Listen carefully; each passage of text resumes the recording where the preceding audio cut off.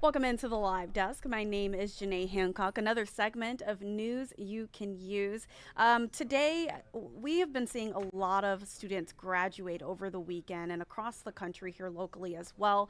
And as they cross the stage to graduate, they're also crossing the line to adulthood, which also means looking for apartments and homes possibly. So, with that being said, I do want to bring in our weekly guest, Josh Planos with the Better Business Bureau. Josh, before we jump into everything, how's it going?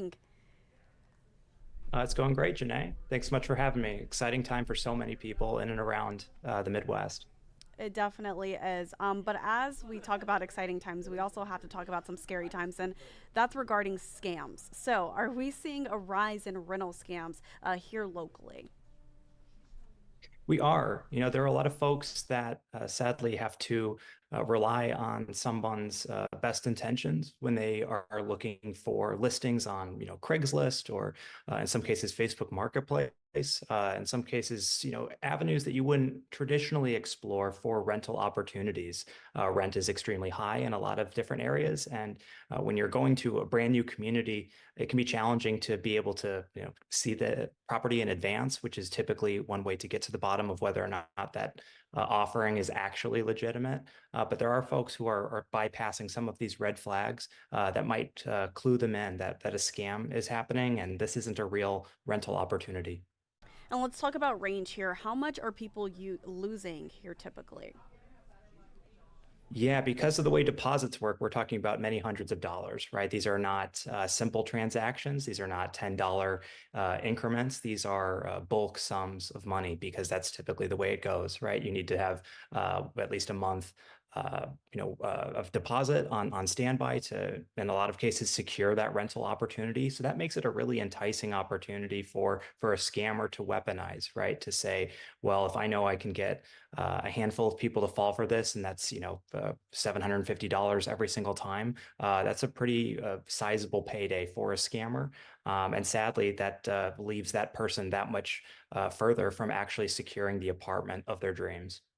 In an apartment of their dreams. I love that you touch on that. So let's kind of go back here. Are scammers using fake images and fake listings? Or again, how is it all working out? I know you mentioned Marketplace on Facebook.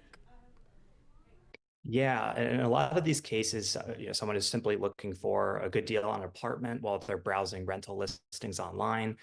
In some cases, they call a number, are asked to complete a credit check before they can see the place. So these are really realistic scams, right? This is not something that, oh, I fell for the idea of the penthouse suite, for the price that really is more for a studio, right? In a lot of cases, these are really, really seemingly real experiences that involve, landlords and credit card checks. In some cases, folks are paying for the credit check as part of the application.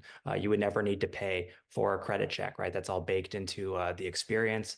And in those cases, those folks may have only lost out on $100, but in a lot of cases, folks are bulk sending enormous sums of money to people to secure that rental property that they saw online that they hadn't actually seen in person. And in nearly all of those cases, those folks are out that money. And again, that much more further away from actually getting into the apartment that they need to, go on their next adventure.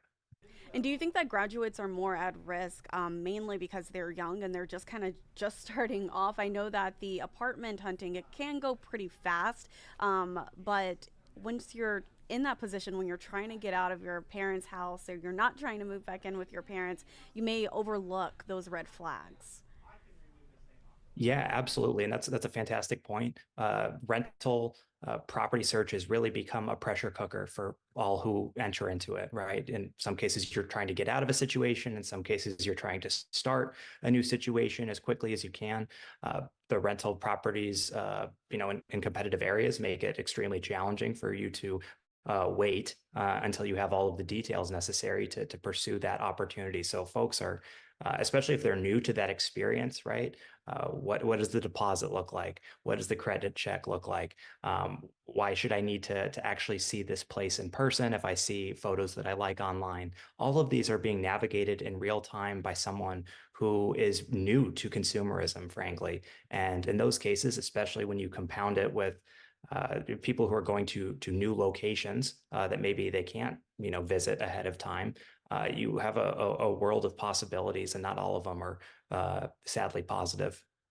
Definitely unfortunate. Josh, before I let you go again, if you can touch on a few red flags that people can look out for, not only graduate students, but just people in general. Yeah, so one thing to be on the lookout for is to be cautious of credit check websites. If you do need a credit check, you should always use reputable sources like those that are recommended by the Consumer Financial Protection Bureau. There's a lot of ways you can check to see if a website is secure. A lot of it revolves around the HTTPS URL. So that's something to be on the lookout for. You want to make sure, if you can, see that property in person. A lot of rental scams involve listings for properties that simply do not exist. So if something sounds too good to be true, it might just be. And you want to make sure that you're at least seeing the property in person before you enter into it, right? Doing some research on that listing, seeing if they have approved and clear contact information. That's a really good thing to have in your back pocket, right? If something doesn't go according to plan, you want to make sure you can get into touch with that person. Maybe even just picking up the phone and having a good old-fashioned phone call is a really good way to, at least associate a person with an opportunity. And then, being wary of lower than usual prices. We talk about that seemingly every week, but just make sure that you're trusting your gut in those situations. And not only a phone call, I would almost urge also kind of a FaceTime call, kind of like we're doing right now. So, Josh, I want to thank you Sure. so much for joining me here at the live desk. And again, we will see you next Monday for news you can use. To our viewers, thank you for joining us.